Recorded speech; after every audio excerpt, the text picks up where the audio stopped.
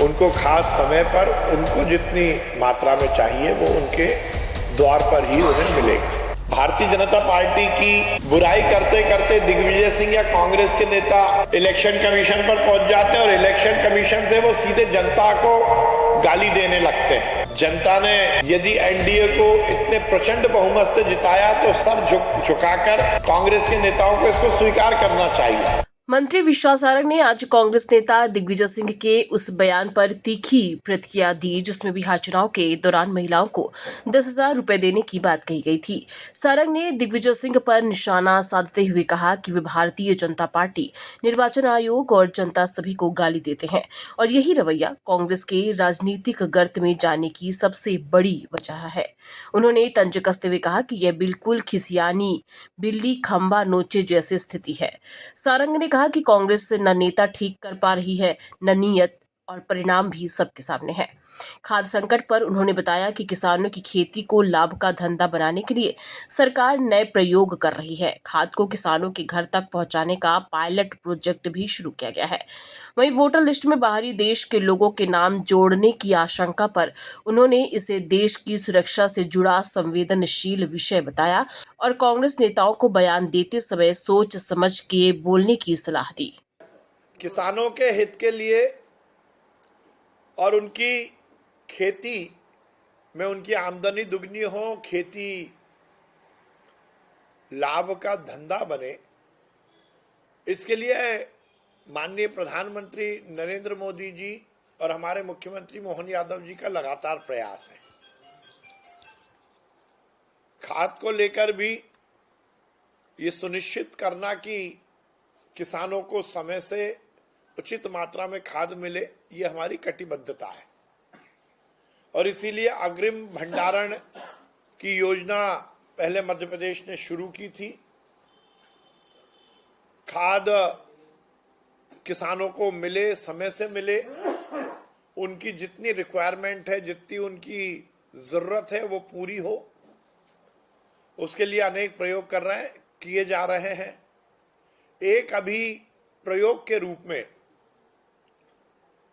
किसानों तक, उनके घर तक, उनके खेत तक लगभग होम डिलीवरी के कॉन्सेप्ट के साथ खाद के वितरण की एक योजना बनाई है। अभी वो केवल प्रयोगात्मक पायलट प्रोजेक्ट के रूप में होगी, जिसमें जो क्लस्टर, एक पूरा कैचमेंट, एक क्लस्टर बनाकर उसमें वाहन के द्वारा किसानों के खेत तक, उनकी गांव तक खाद पहुंचाने की व्यवस्था का ऐसा विचार सरकार की ओर से हो रहा है। पायलट प्रोजेक्ट वो हम शुरू करने वाले हैं। तो जो किसानों को खाद के विक्रय केंद्र तक आना पड़ता है, जो चाहे वो सोसाइटी हो या डबल लॉक का कोई स्थान हो, उससे उनको निजात मिलेगी। बहुत बार हम देखते हैं कि लाइनें लगती हैं, किसानों को इसका इंतजार करना पड़ता है, तो वो समस्या उनकी हल होगी। उनको खास समय पर उनको जितनी मात्रा में चाहिए वो उनके द्वार पर ही उन्हें मिलेगा। पाकिस्तान के लोग हैं, उनकी जांच करेंगे तो क्या सुरक्षा एजेंसी की भूमिका में बीजेपी निभाएगी? देखिए, मुझे ऐसा लगता है कि घुसपैठ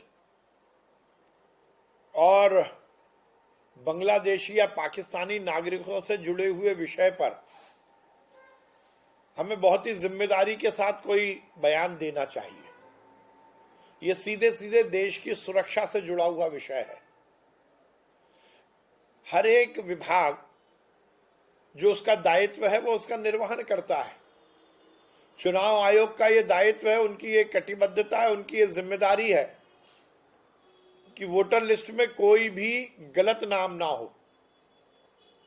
यदि कोई किसी व्यक्ति की मृत्यु हो गई है तो उसका नाम नहीं होना चाहिए वोटर लिस्ट में। यदि कोई विदेशी व्यक्ति यहां पर अपनी पहचान छुपाकर रह रहा है तो उसका नाम भी वोटर लिस्ट में नहीं होना चाहिए। अब यदि ये कार्य चुनाव आयोग कर रहा है तो इसके बाद भी कांग्रेस के पेट में दर्द हो रहा है। एसआईआर मतदाता सूची के शुद्धिकरण का कार्य, और ये कोई नया नहीं है, हर बार होता है, पहले भी होता आया है। पर यह बात भी सही है कि पाकिस्तान और बांग्लादेश की सीमाओं पर जहां पर सरकार सख्ती करती है तो उसका विरोध भी कांग्रेस करती है। कांग्रेस के नेताओं को चाहिए कि देश की एकता अखंडता को कायम रखने के जो भी प्रयास सरकार की ओर से होते हैं उसमें टंगड़ी ना अड़ाए। यदि कोई भी एसआईआर से या मतदाता सूची से जुड़ी हुई उसको कोई परेशानी है तो चुनाव आयोग में जाके शिकायत करे। मीडिया में आकर सेंसेशन या जनता को गुमराह करने की कोशिश ना करे। जनाब दिग्विजय सिंह ये कह रहे हैं कि चुनाव के बीच में 10-10 हजार रुपए महिलाओं के अकाउंट में डाले गए और इलेक्शन कमीशन देखकर ना रोका न टोका। मुझे आश्चर्य होता है कि भारतीय जनता पार्टी की बुराई करते करते दिग्विजय सिंह या कांग्रेस के नेता इलेक्शन कमीशन पर पहुंच जाते हैं और इलेक्शन कमीशन से वो सीधे जनता को गाली देने लगते हैं। मुझे लगता है कि जनमत का इस तरह से मखौल उड़ाना यही कांग्रेस की गर्त में जाने की का सबसे बड़ा कारण बना है। ये जनता का जनमत है।